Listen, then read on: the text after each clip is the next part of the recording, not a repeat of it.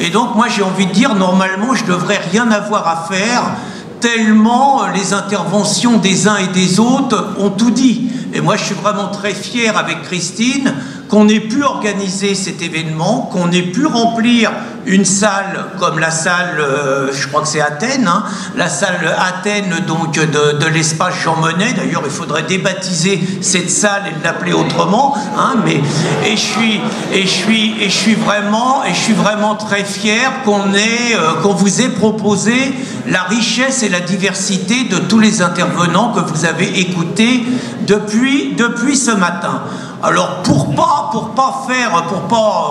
redonder, moi je dirais d'abord, s'il y en a qui pensent qu'il nous suffirait à Riposte Laïque d'écrire un manifeste sur les gilets jaunes patriotes pour que immédiatement la résistance s'organise et tout, si c'était aussi simple que ça, on l'aurait écrit depuis longtemps. Je pense que ça va être un peu plus compliqué, mais malgré tout, il est évident, et je l'ai entendu moi pendant toute la journée, l'esprit des gilets jaunes est majoritaire en France, l'esprit patriote est majoritaire en France, et nous n'avons pas d'autre choix que de gagner cette bataille pour une bonne raison, c'est parce que nous leur avons fait tellement peur, nous leur faisons encore tellement peur, qu'ils nous feront payer très cher le fait de nous battre et de nous écraser, ce qu'ils espèrent de toute leur force.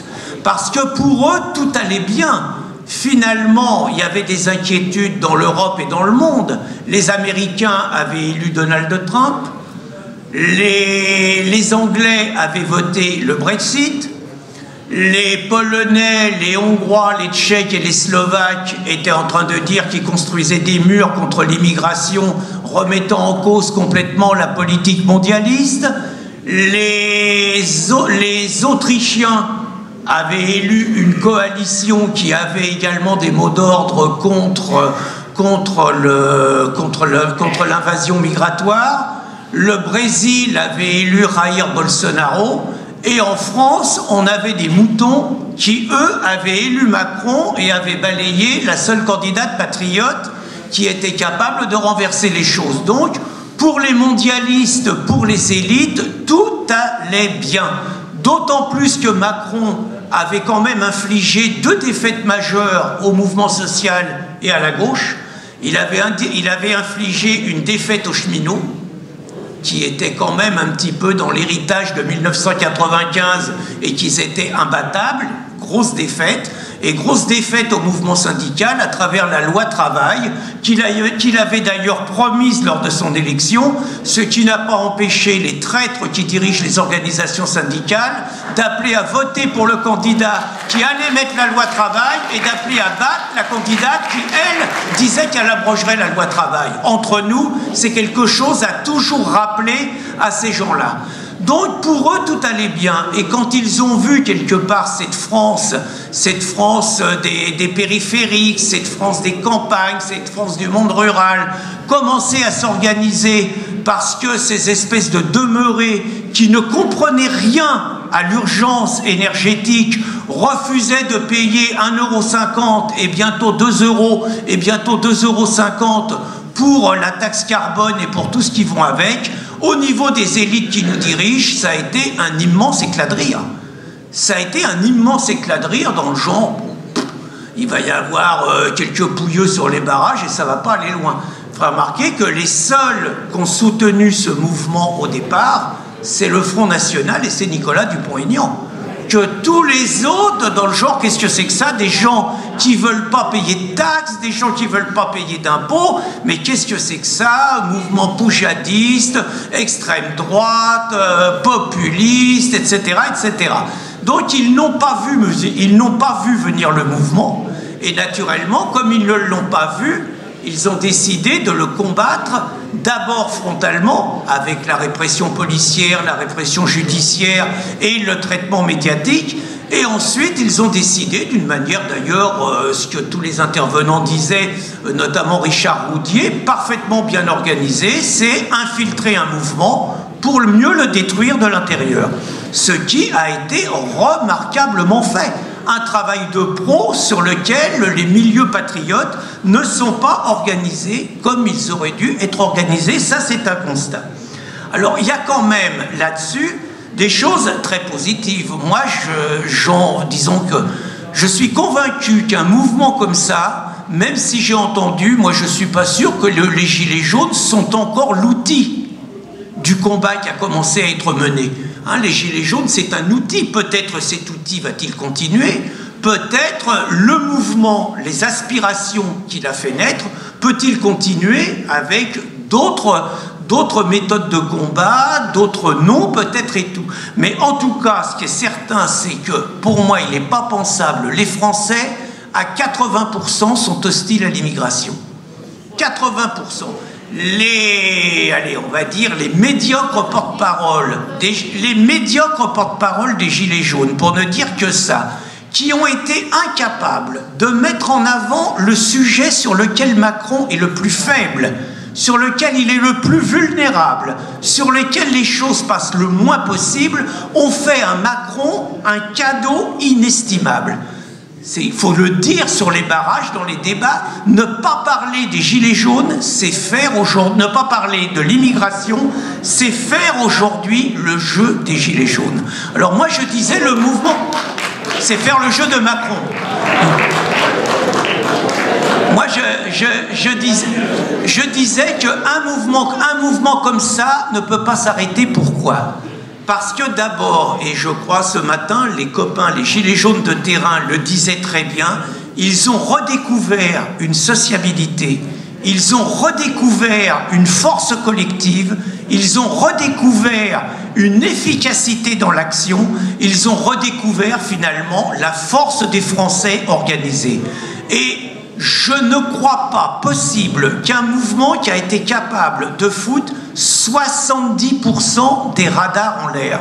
Est-ce que vous vous rendez compte ce pied de nez?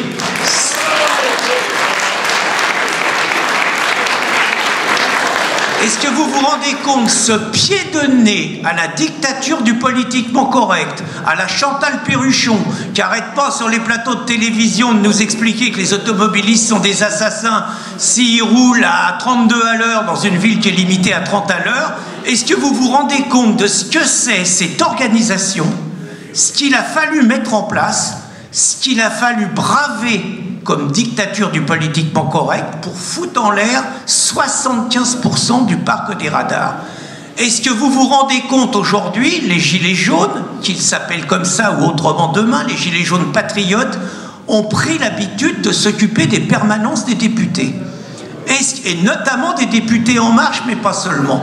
Est-ce que vous croyez que si ce régime, qui naturellement n'a pas renoncé ensemble des Français, c'est ça le fer de lance, c'est le prix de l'essence. Moi je suis convaincu qu'ils vont revenir sur le prix de l'essence. Et à partir du moment où ils vont revenir sur le prix de l'essence, bien évidemment que des actions se remettront en place contre les maires, contre les recettes perception, contre les députés qui auront voté ces augmentations. Il n'est pas possible qu'un mouvement comme ça soit un soufflet qui retombe rapidement. Alors, certains sont impatients. Certains disent, un mouvement comme ça, bon, il est en train de s'affaiblir, il peut y avoir des déceptions. Moi, je ne le cache pas, Macron peut finir avec Bayrou en tête des élections européennes. C'est pas quelque chose d'impossible. C'est pas pour autant qu'il faudra considérer que c'est la preuve que le mouvement des Gilets jaunes sera mort. Les révolutions, ça se fait pas d'un seul coup avec des schémas ascendants qui sont toujours ascendants. Il y a des moments, vous avez des moments difficiles, vous avez des moments où le rapport de force baisse, vous avez des moments où le rapport de force faiblit, et puis vous avez des moments où ça repart. Moi, je suis convaincu, j'entendais parler, je crois, Franck Buller, de l'organisation en réseau. Moi, je voyais ce matin ce que donnait cette table ronde des Gilets jaunes, avec 6 Gilets jaunes, avec des histoires différentes, une pratique différente, des villes différentes. Je suis convaincu que c'est la mission de résistance républicaine, ça va leur donner du boulot, mais aussi à plein d'autres, d'être capable de fédérer des Gilets jaunes patriotes, d'être capable, moi je suis un centralisateur, hein, je suis désolé, moi je pense qu'à un moment donné, même s'il faut respecter l'autonomie des groupes, je pense qu'il y a besoin d'une unité centrale qui impulse quand même des actions, qui impulse des axes et tout. Moi, c'est peut-être mon petit côté centraliste, mais je suis convaincu que Résistance républicaine, qui a de nombreux militants sur les ronds-points, je suis convaincu que si on fait ça en complémentarité, j'entendais Thomas Joly ce matin, je suis convaincu qu'il y a pas mal de militants du Front National, je vois les copains de la Ligue du Midi, je suis convaincu qu'il y a une coordination de gilets jaunes patriotes à mettre en place et réellement à cibler des actions utiles et efficaces. Et enfin, et je conclurai là-dessus pour ceux qui paraissent pessimistes, vous avez entendu ce matin Mario Borghesio, cet après-midi Mario Borghesio et sa formidable conclusion. Je vais simplement vous donner 2 chiffres. En 2013, la Lega ne pesait que 4% dans les élections. Et les Italiens votaient Matteo Renzi à tire-larigot. Ils se sont pris un nombre d'invasions migratoires que vous avez connues, et aujourd'hui, Matteo Salvini est à peu près à 30% dans les sondages, et la Lega est en train de gagner toutes les élections. Je ne sais pas quel sera le Berthier français, j'en sais rien, mais moi je crois à l'homme fort et je crois à l'homme providentiel.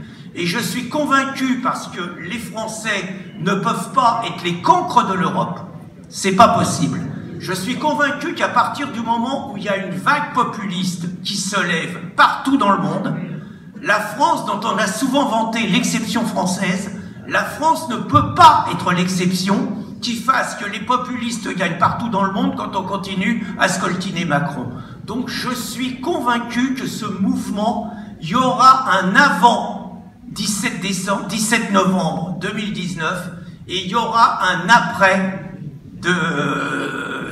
17 novembre 2019. J'en suis absolument convaincu, sinon je ne comprends plus rien au rapport de force, je ne comprends plus rien à la politique.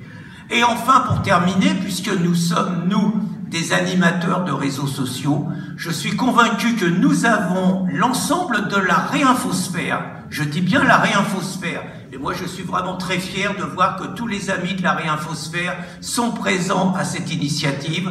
Sachez que ça marche bien ensemble, sachez que même si on fait un travail différent, on fait un travail complémentaire, qu'on ne se tire pas dans les pattes, et je suis convaincu que la réinfosphère va avoir de plus en plus un rôle déterminant dans la bataille des idées en France, et que la bataille des idées que nous menons fera forcément qu'en France, tôt ou tard, et le plus tôt sera le mieux, et peut-être en 2022, nous aurons les résultats électoraux que nos camarades italiens et que partout en Europe on a, c'est-à-dire que le peuple et ses représentants reprend le pouvoir et se débarrasse des parasites, des élites, des corrompus et des traîtres. Et je suis convaincu que comme les Allemands de l'Est notamment manifestaient sous le communisme en disant « nous sommes le peuple » et qu'ils ont gagné, je suis convaincu que le peuple français retrouvera son indépendance, sa souveraineté, se débarrassera des mondialistes et des traîtres et que nous retrouverons la France que nous aimons. Je vous remercie.